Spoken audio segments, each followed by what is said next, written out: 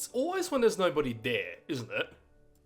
Ladies, gents, and everybody in between, welcome back to the Battle of the Atlantic.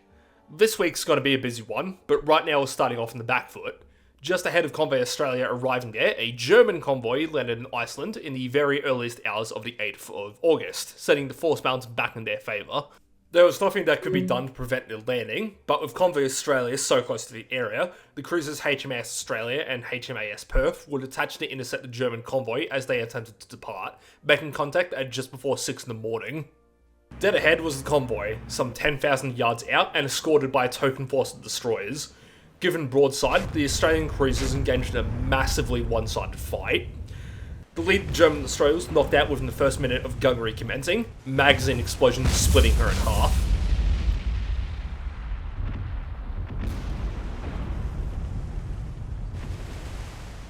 Next to go was another destroyer, this ship suffering the same fate as her sister, salvos setting off a detonation that doomed the vessel.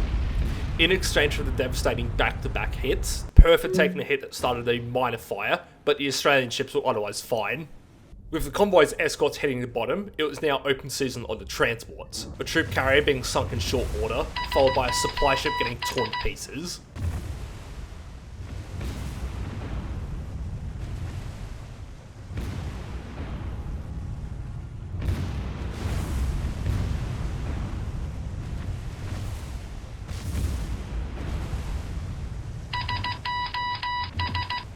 The cruisers continued to broadside the convoy, and before long, another supply ship was shredded apart.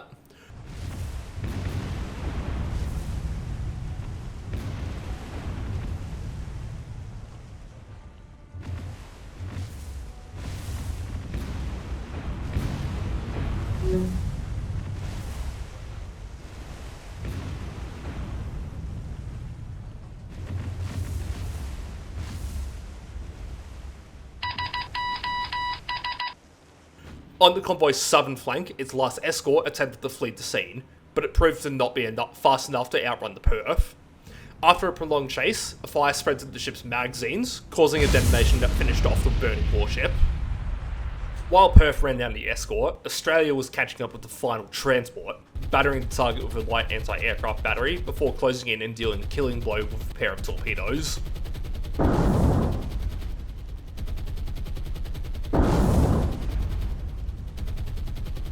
Listing heavily and burning, the transport rolled over and sank.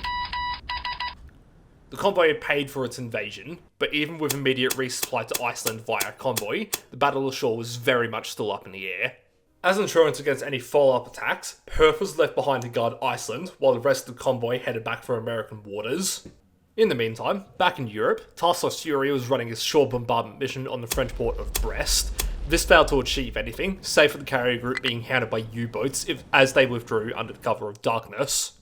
But my mind was still on the recent Icelandic invasion. While Perth was there at the moment, she was merely a Leander-class light cruiser, a ship that could deal with any destroyers and probably an equivalent German light cruiser, but she would be fighting a losing battle against anything that was bigger than that. Appropriately, with the command points I had earned leading up to week 5, I acquired a new capital ship, the heavy cruiser HMS Shropshire.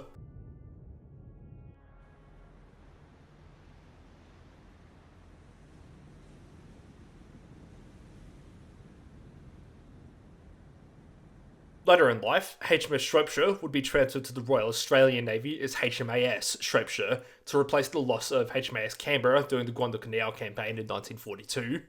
Anyway, assigned to Task Force Guardian, Shropshire departed Liverpool in the early morning hours of the 9th of August, heading for Iceland to join up with Perth. Detecting a convoy in the English Channel not long after, Task Force Gdansk was sent in to monitor and potentially make an intercept. To their west, Task Force Fury was hovering just outside of detection range, waiting for nightfall to continue shore bombardment operations. Transiting the channel, Task Force Gdansk soon came under massive air attack. Hurricanes, Fulmars and Spitfires from Plymouth, Southampton and Biggin Hill scrambled to protect the destroyers, but in the first bomber wave, Garland took a bomb hit forward, destroying her compartment and knocking out her forward guns. Luckily, all bombers in the second wave were either shot down or missed their payloads. Unfortunately, that was only one of almost a dozen incoming waves, and his next wave included Stuka dive bombers. Fortunately, the Stuka squadron was slaughtered by a combination of fire from destroyers and by timely intercepts conducted by now orbiting Spitfires, while scoring no bomb hits in the process. Further out, the Hurricanes and Fulmars shot down a full squadron of HQ-111s before they got close. Once again, a strike of poor luck came. All of the escorting fighters needed to RTB for fuel, and so a third strike went largely unopposed. Verdun narrowly avoided being hit by bombs from Ju-88s, but Bliska Witcher took one hit that destroyed her number 3 main gun turret, effectively taking out a quarter of her firepower. It was becoming increasingly clear that the channel was too dangerous to operate inside during daylight hours, so Task Force Gdansk beat a hasty withdrawal from the area, while Task Force Fury made its run in on Brest.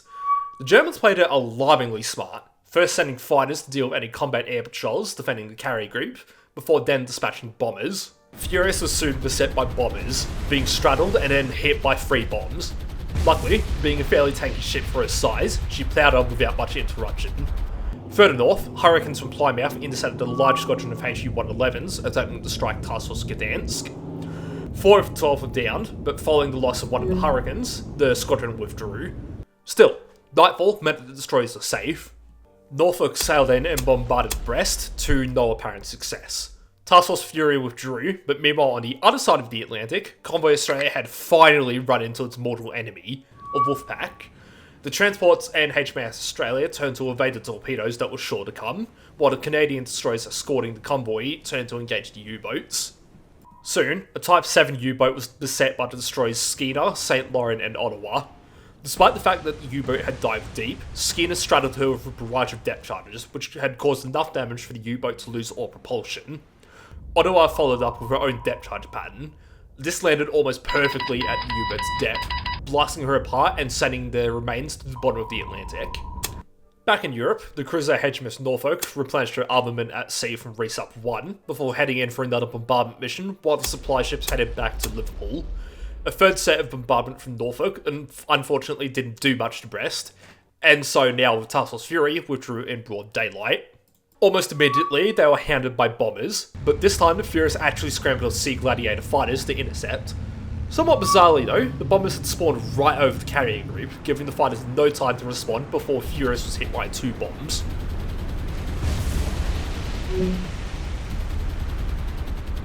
Fortune wasn't entirely in the Germans' favour though, because half of the strike package was shot down in retaliation, while the bombs that did hit did minimal damage. Task Force Fury was still well inside enemy-held airspace, and as such, Furious deployed her skewers in a defensive posture. Now, there's a very particular line from Week 2 I said that I want you to recall. With no aircraft capable of fleet air defense, the force's only defenses were the anti-air guns mounted on each ships. This was in reference to Furious's Sea Gladiators. I didn't notice at the time, but the skewer dive bombers Furious's carries are also capable as acting as fighters in a pinch, which makes them like an earlier and less capable rendition of the Fairy Fulmar. But in any case, the next attack to come after Task Force Fury wasn't from aircraft, it was from U-boats. The torpedoes that came were handily evaded, but the carrier group didn't stick around long enough to intercept the U-boats. Instead, the attack that came after that was indeed an air raid. It was only carried out by 4 Ju-88s, but the Combat Air Patrol intercepted all 4.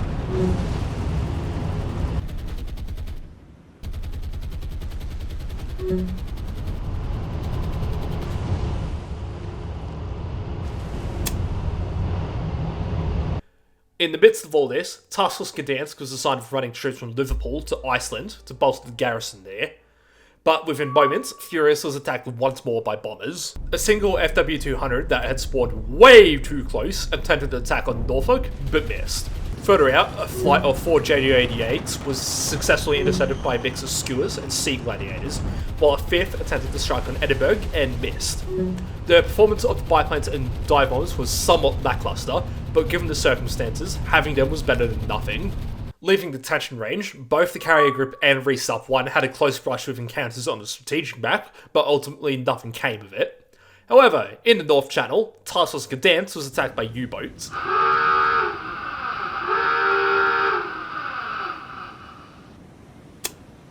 After deftly evading torpedoes, Verdun and Wolfhound closed in on one of the offenders, a Type 2 that Wolfhound sank after a prolonged chase.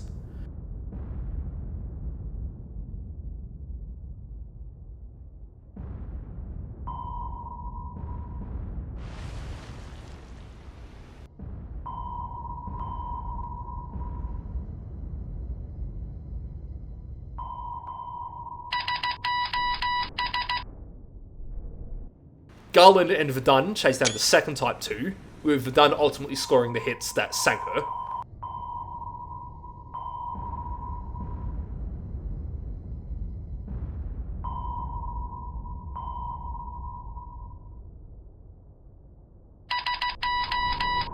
With both targets eliminated, Task Force Gdansk pressed forwards.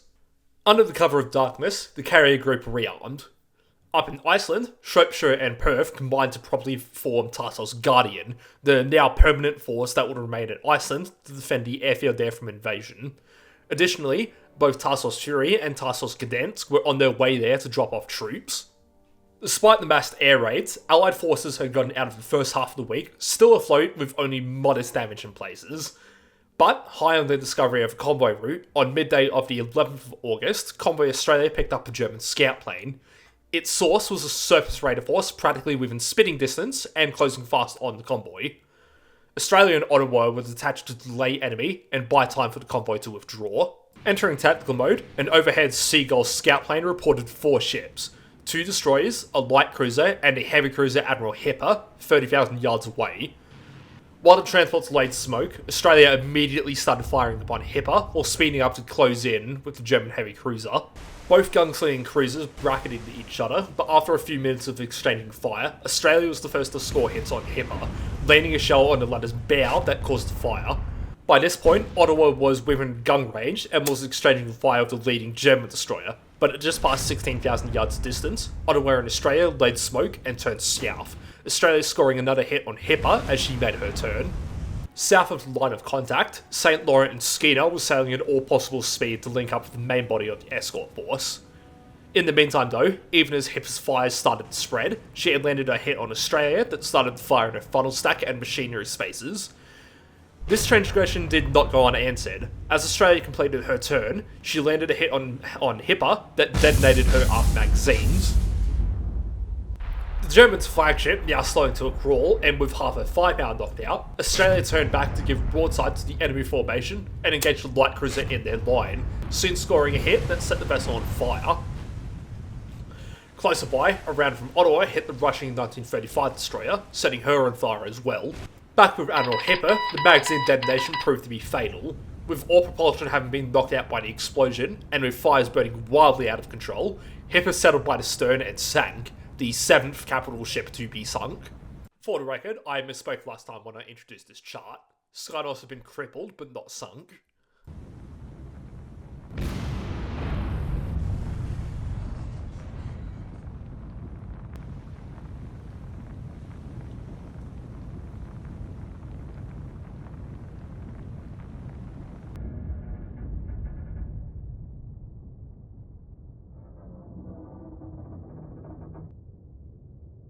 With the range of target now a mere 10,000 yards, St. Laurent and Skinner had finally arrived to assist Ottawa in dealing with the destroyers.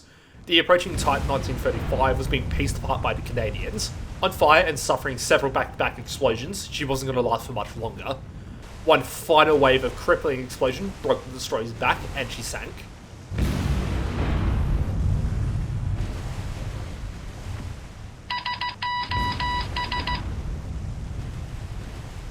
Light cruiser wasn't faring any better. Thoroughly outclassed by Australia, the ship was being ravaged by 8-inch gunfire. Slowing, on fire, and with her fore turret having been knocked out, the Königsberg-type cruiser was rendered dead in the water and sank shortly thereafter. That left a lone Type 1923 destroyer as the last ship left standing. Despite scoring a couple of hits on Australia and on Ottawa, she was no match for 4 ships at once. With the combined weight of every gun in line now focused on her, in the span of a minute, the destroyer was blown apart.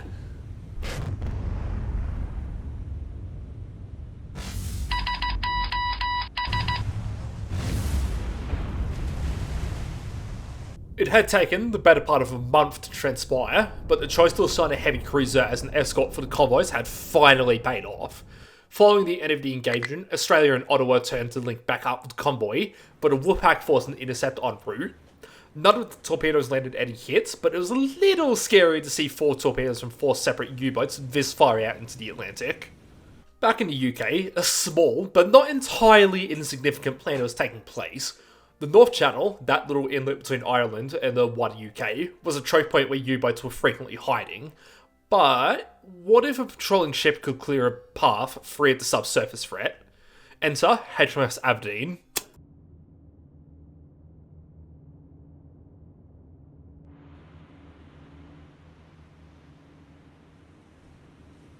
Aberdeen is a sloop, a type of ship that we'd associate as a corvette nowadays. While she can only do half the speed of a destroyer, excluding her from being able to operate with the main fleet, her low-speed handling characteristics make her much more wieldy to use against U-boats. Rather appropriately, Aberdeen was assigned as the lone ship of the North Channel Guard.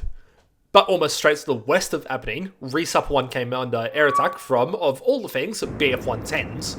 Their strafing runs set the cargo ship Zealand on fire, but otherwise achieved very little. But of more pressing concern was the absolute horde of bombers that followed. Spitfires and Hurricanes intercepted the formation of 18 Ju-87s and Do-17s over Biggin Hill, while Hurricanes from Plymouth shot down a pair of Ju-88s over the channel. Sadly, bombers still got through. The first wave to come was a trio of HE-111s, which all missed their targets. The second wave was a pair of FW-200s, which, despite being shot down by a patrolling Fulmars, managed to get one payload off, which thankfully missed.